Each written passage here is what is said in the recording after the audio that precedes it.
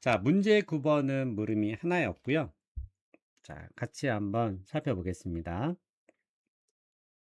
자, 물음 내용을 보면 감사의견 형성에 대한 업무 수행이사와 감사 현장 책임자 간의 대화다.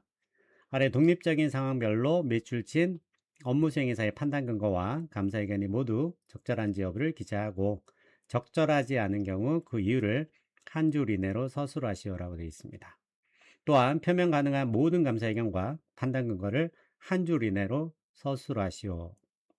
단, 주어진 사실관계 외 감사의견 변형 사유는 없다 라고 했습니다. 상황 1번을 볼게요. 현장 책임자입니다. 주식회사 한국의 경영진으로부터 서면 진술서를 수령하였습니다. 그런데 주 한국은 참고 화제로 인해 회계 자료와 증빙 자료가 소실되었다는 이유로 제가 요청한 내용과 다르게 변형된 서면 진술서를 제출하였습니다. 이게 변형이 됐네요. 감사 업무의 조건에서 합의된 모든 관련 정보를 감사인에게 제공할 경영진 책임에 대한 서면 진술이 화제로 소실된 정보를 제외하고는, 이건 일종의 뭐죠? 기업의 통제를 벗어난 상황이잖아요. 그죠? 감사인에게 감사 업무의 조건에서 합의된 모든 관련 정보를 제공하였다고 경영진은 믿는다라고 변경 기재되어 있습니다. 자, 업무 수행이사입니다. 경영진 책임에 관한 서면 진술은 매우 중요한 감사 증거입니다. 감사에는 다른 감사 증거만으로는 경영진이 재무제표 작성 책임을 이행하였는지, 그리고 감사에 필요한 모든 관련 정보를 제공하였는지 여부를 충분히 확인할 수 없기 때문입니다. 따라서 요구는 형식대로 서면 진술이 제공되지 않았으므로 의견 거절을 표명해야 할 것으로 판단합니다 라고 되어 있죠. 자, 사실 이거는요 굉장히 구석진 기준서의 문단을 갖고 만든 문제입니다. 자, 이 내용입니다. 자, 감사 업무의 조건에서 합의된 모든 관련 정보를 감사인에게 제공할 경영진 책임에 대한 서면 진술은 화제로 소실된 정보를 제외하고는 감사인에게 그러한 정보를 제공하였다라고 경영진은 믿는다라고 기술할 수 있을 것이다. 이 경우 경영진이 신뢰할 수 있는 서면 진술을 제공하였다고 감사인은 결론을 내렸기 때문에, 사실 이 문제가 좀 애매한 게 요 부분 있죠. 요 부분이 문제에는 없어요. 여기는 없습니다. 자, 그래서 문단 20. 그 내용이 뭐냐면 경영진의 서면 진술을 신뢰할 수 없을 정도로 의문이 있다고 결론을 내리거나 경영진이 서면 진술을 제공하지 않은 경우 의견 표명을 거절. 다시 말해서 우리가 서면 진술에 대해서 서면 진술과 관련해서 의견 거절을 표명하는 경우는 딱 두 가지가 있죠. 그죠? 서면 진술을 제공하긴 했는데 완전히 믿을 수가 없어요. 첫 번째고요. 두 번째는 아예 제공 안 했어. 그 두 가지가 의견 표명을 거절하는 사유다라고 했습니다. 그래서 그거는 적용되지 않는다라고 했습니다. 왜냐하면 이건 경영진의 통제를 벗어난 상황이죠. 그러면서 같은 문단에서 추가적으로, 그러나 감사에는 감사기준서 705에 따라 화제로 소실된 정보가 재무제표에 전반적으로 미치는 영향 및 이에 따라 감사 의견에 미치는 영향을 고려하도록 요구된다라고 되어 있습니다. 자, 근데 아까 전에 우리 그냥 지나쳤던 이 단, 주어진 사실관계 외에 감사의견 변형 사유는 없다라고 되어 있는 부분, 이게 핵심이에요. 요걸 갖고 판단해야 된다는 거죠. 그래서 이 부분은 지금 감사 범위 제한이 발생하지 않은 거잖아요. 그죠? 다시 말해서 참고 화제로 회계 자료와 증빙 자료가 소실되었다. 전부는 아닌 거죠. 그러니까 이게 이렇게 된 거죠. 그래서 상황 1번은 의견 거절은 적절하지 않고요. 요것만 갖고 판단해야 되는 거니까 감사 의견은 뭐가 된다? 적정이 되는 것이다. 자, 상황 2번도 살펴보겠습니다. 현장 책임자에 대합니다. 주 대안은 계속기업 관련 자금 조달 불확실성, 그 다음에 해외 종속기업의 대규모 손해배상 소송 결과의 불확실성, 공장 가동 중단으로 인한 유형자산 손상 차손의 불확실성, 대규모 파생상품 평가의 불확실성이 동시에 존재합니다. 그래서 이에 필요한 감사 절차를 수행하여 각각의 불확실성에 대하여 충분하고 적합한 감사 증거를 입수하였습니다. 자, 여기서 이제부터가 시작이죠. 다만 각각의 불확실성이 다른 회계 추정치에 영향을 주며 재무제표에 미치는 누적적 영향으로 인해 종합적 판단이 가능하지 않습니다.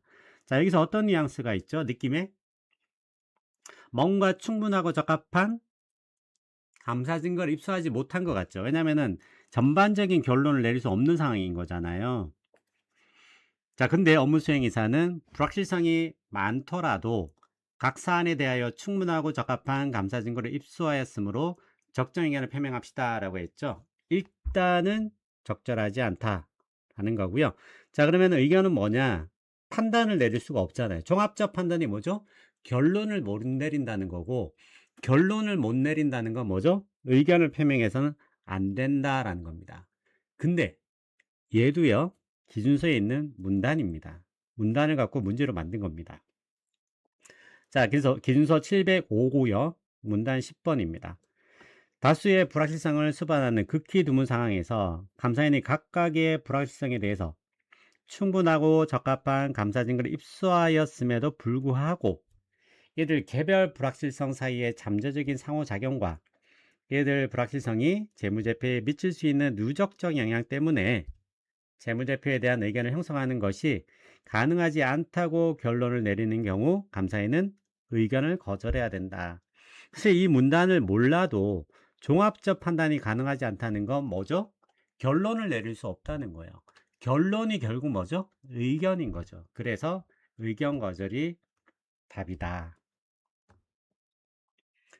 자, 문제 10번은 이제 물음 2번과 물음 3번을 볼 건데요. 물음 2번부터 보겠습니다. 주 A는 직전 사업연도 말 자산 총액이 5천억 이상인 상장기업이다. 자, 그래서 올해는 이제 단계별로 5천억 이상 상장 범위만 적용되죠. 기타 정보 단락과 관련해서. 자, 다음은 A주의 감사인이 사업 보고서를 적시에 입수한 후 기타 정보와 관련하여 순차적으로 수행한 감사 절차다. 항목별로 누락된 절차 등을 확인하여 절차가 적절한지 여부를 기재하고, 그러니까 누락된 절차가 포인트예요. 다시 말해서 잘못된 절차가 아니에요. 잘못된 절차 안에 물론 누락도 포함될 수 있긴 하지만 여기서는 찍어줬어요. 누락된 거 찾아라. 자, 그래서 적절하지 않은 경우 그 이유를 각각 두 줄 이내로 서술하시오 라고 되어 있습니다. 단 기타 정보와 재무제표에는 제시된 왜곡 표시만 존재하며 감사 업무를 해지할 수 없다고 가정하였습니다. 자, 1번, 2번, 3번은 너무 심플해서 명확하기 때문에 생략을 했고요. 4번, 5번, 6번을 보겠습니다. 4번도 좀 쉬워요. 근데 이제 5번, 6번이랑 좀 연결되기 때문에 같이 넣어놨는데 4번 보겠습니다. 감사인은 기타 정보에 세 가지 중요한 왜곡 표시가 존재한다고 결론을 내리고 기타 정보를 경영진에게 모두 수정할 것을 요구하였다.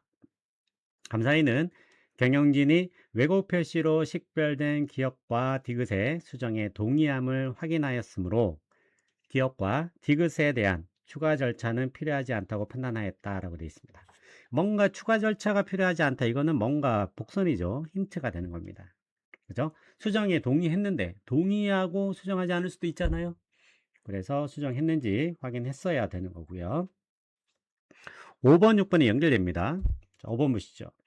감사인은 경영진에게만 수정을 재차 요구하였다. 이미 답을 줬죠. 에게만. 그럼 또 누가 있죠? 지배기구죠. 자, 그러나 이유는 중요하지 않다는 이유로 최종적으로 수정이 거부되었다. 자, 그러면 누구한테도 수정을 요구했었어야 돼요? 그렇죠. 지배기구에게 수정을 요구했었어야 되죠. 여섯 번째입니다. 감사에는 수정되지 않은 사항이 감사보고서에 비치는 시사점을 고려하고 감사보고서의 기타 정보 단락에 포함할 사항을 결정하였다라고 되어 있습니다. 이렇게 결정했을 때 누구와 커뮤니케이션 해야 된다고요? 지배기구와 커뮤니케이션 해야 되죠. 그래서 5번, 6번이 서로 이렇게 연결되는 거예요. 의도적으로 지배기구와의 커뮤니케이션을 다 빼버렸습니다. 그죠? 자, 그리고 6번에서는 6번 그 자체가 요게 기타 정보 단락에서도 당연히 지배기구와 커뮤니케이션 해야 된다. 왜냐하면 기타 정보 단락이 지금 변형되는 거잖아요. 근데 이거는 우리가 그 앞에서 배웠던 지배기구와의 커뮤니케이션 할 사항이 있죠.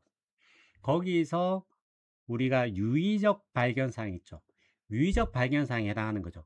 유의적 발견사항 안에 뭐가 들어가죠? 감사보고서 변형상황이 들어가죠. 그래서 이 케이스는 지금 감사보고서 변형상황이기 때문에 누구와 커뮤니케이션 했었어야 된다? 그렇죠? 지배기구와 커뮤니케이션 했었어야 되는 것이죠. 그래서 6번도 절차가 누락된 겁니다. 자, 그 다음은 이제 물음 3번입니다. 3번 볼게요. 다음은 그룹재무제표 감사 절차이다. 항목별로 그룹 업무팀이 수행한 절차가 적절한지 여부를 기재하고 적절하지 않은 경우 그 이유를 각각 두 줄 이내로 서술하시오라고 되어 있습니다. 자, 1번 항목입니다. 그룹 업무 수행이사가 감사 업무의 수임 또는 유지를 결정하는 단계에서 그룹이 유의적이지 않은 부문으로만 구성되어 있다고 판단한 경우 그룹 업무 수행이사는 그룹 업무팀이 일부 부문의 재무정보에 대한 업무를 수행할 수만 있다면, 그죠? 여기서는 사실 어떤 느낌이냐면 직접 이런 뜻이에요. 그룹 감사 의견을 뒷받침할 수 있는 충분하고 적합한 감사 증거를 입수할 수 있다고 합리적으로 기재하였다라고 되어 있습니다. 얘도 사실은 되게 변방의 문단을 갖고 문제를 만든 겁니다. 긴수 600에 문단 A13인데요. 어떤 그룹은 유의적이지 않다고 생각되는 부문으로만 구성될 수 있다. 유의적이지 않은 부분에 대해서는 우리가 그룹 수준의 분석 절차만 수행하는 거잖아요. 근데 그거는 충분하지 않을 수가 있죠. 충분하고 적합한 감사 증거를 입수하지 못할 수가 있죠. 이 경우 그룹 업무 수행이사는 그룹 업무팀이 다음의 절차를 모두 수행할 수 있으면 그룹 감사 의견을 뒷받침할 수 있는 충분하고 적합한 감사 증거를 입수할 수 있다고 합리적으로 기대할 것이다. 자, 그래서 첫 번째가 일부 부문의 재무정보에 대한 업무를 수행한다. 요게 지금 요 지문에 있는 내용이고요. 요 B가 빠졌죠. 그 외 다른 부문들의 재무정보에 대하여 부문감사인이 수행한 업무에 대하여 충분하고 적합한 감사 증거 입수하기 위해 필요한 정도로 관여한다. 요게 포함됐었어야 되는 거죠. 그래서 적절하지 않다라는 겁니다. 이거는 사실은 뭔가 틀린 것 같은데 답을 쓰는 게 어려운 문제예요. 특히나 여기 굉장히 이렇게 구석진 데서 문제가 나왔죠. 그래서 이거는 뭐 여러분들 맞추라고 하는 게 아니라 변별력을 위해서 구석에서 갖고 왔다라고 생각하시면 됩니다. 이런 문제는 그냥 잘못됐다라고 쓰고요. 논리는 답은 틀렸다 하더라도 이유는 틀렸다 하더라도 그냥 적절하지 않다 정도만 쓰면 됩니다. 네, 제가 준비한 내용은 여기까지입니다. 다시 한번 말씀드리지만 지금까지 설명드린 답은 가답안이라는 점 참고 부탁드리고요. 여러분 모두의 그동안의 희생과 노력이 반드시 합격으로 보상받기를 진심으로 응원하겠습니다. 여러분의 합격을 진심으로 간절히 기원합니다.